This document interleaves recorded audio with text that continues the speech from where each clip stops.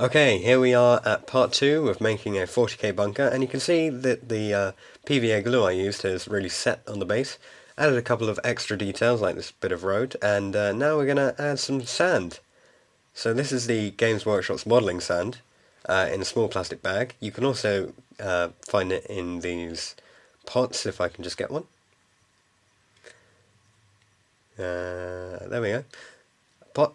Those are the sorts of pots you find in all your Games Workshop stores, but it's the same thing. The plastic bags from the Battle of the Crag set. So what we're going to do is we're going to put down some glue. I've already pencil lined an area which I'm going to fill in with sand, and some of it I'm going to fill in with grass. So for the sand area we're going to put down a large helping of glue. And after that we'll just pour on the sand. So here it is with the sand already applied. Obviously I've got some newspaper underneath.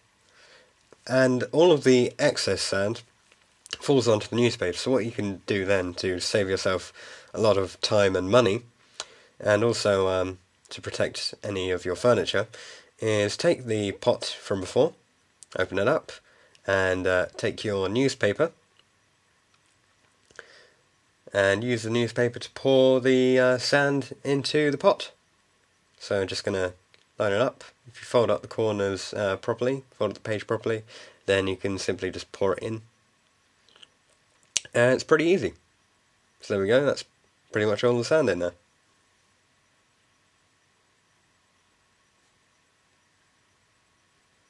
Then just put the lid back on so that you don't spill it anywhere. And you've saved yourself a load of time and money.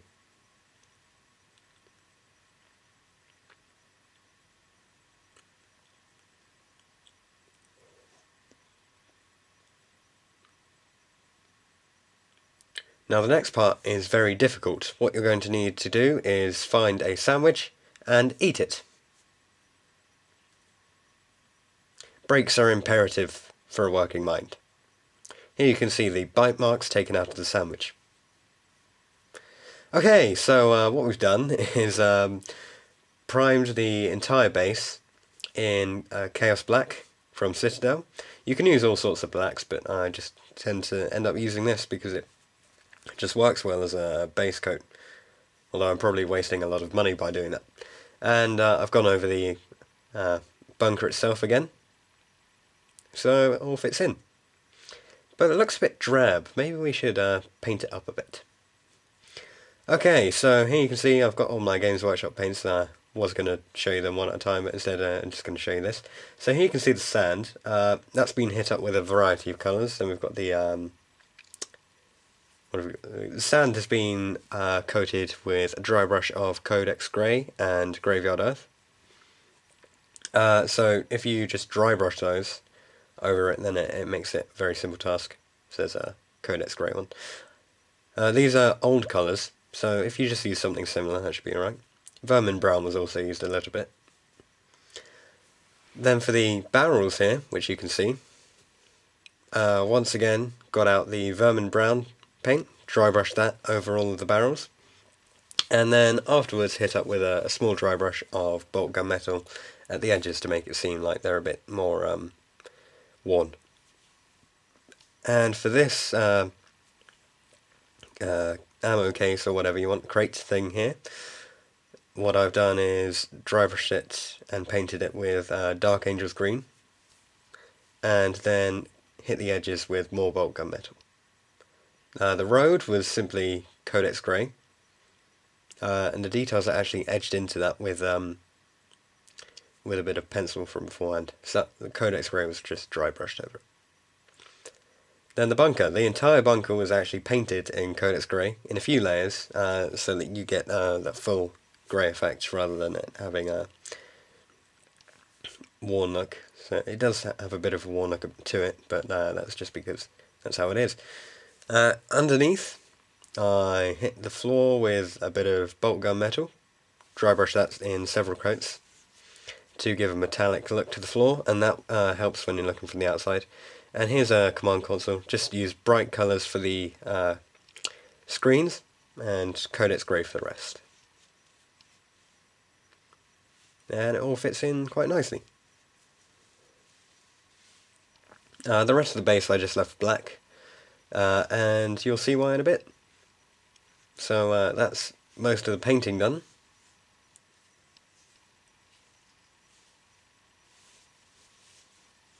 Next you're going to get out your PVA glue again, or whatever other glue you have, and we're going to take Games Workshop's modelling grass, felt grass, and apply this in large helpings to pretty much the whole thing. So here you can see it, it's just this static grass thing. You could use any kind of flock really.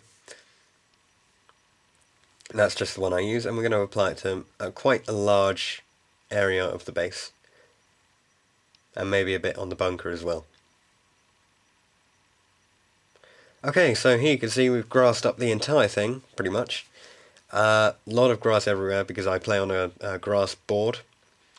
So you can see I put a bit of grass on the top of the bunker as well, going down the side to make it look a bit like it's been really worn out and been here for a long time. I might go back and do a bit of extra paint work on the bunker at some point. But you can see how the grass goes along pretty much the whole thing. And I've also had it creeping up the barrels as well. But the majority of the inside of the bunker is pretty much empty. And that helps to make it seem like it's more secure. Let's see command console again.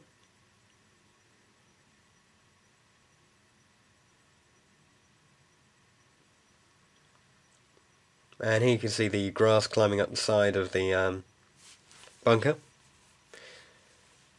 I don't have any ivy unfortunately, otherwise I would have used something like that. Probably would have worked a little bit better, but you know, it came out quite nicely.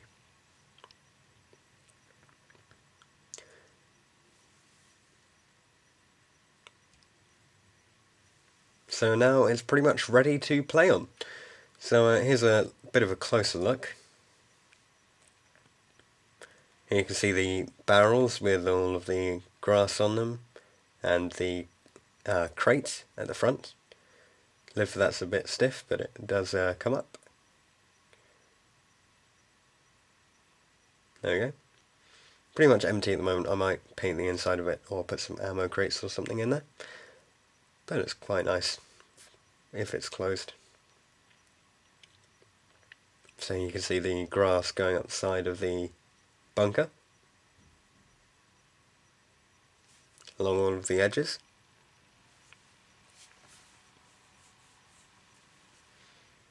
And the road and back to the barrels.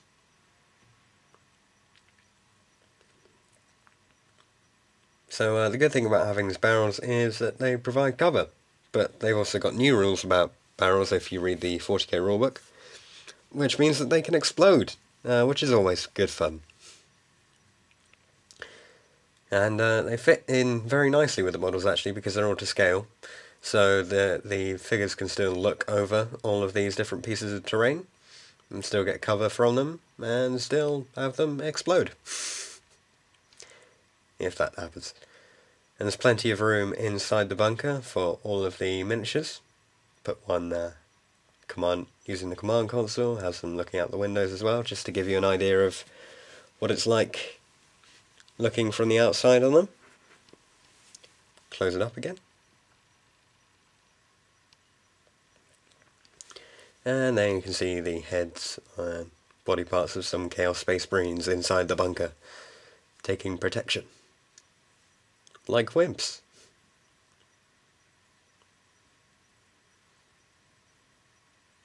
And you can see the aspiring champion using the command console, just about in there.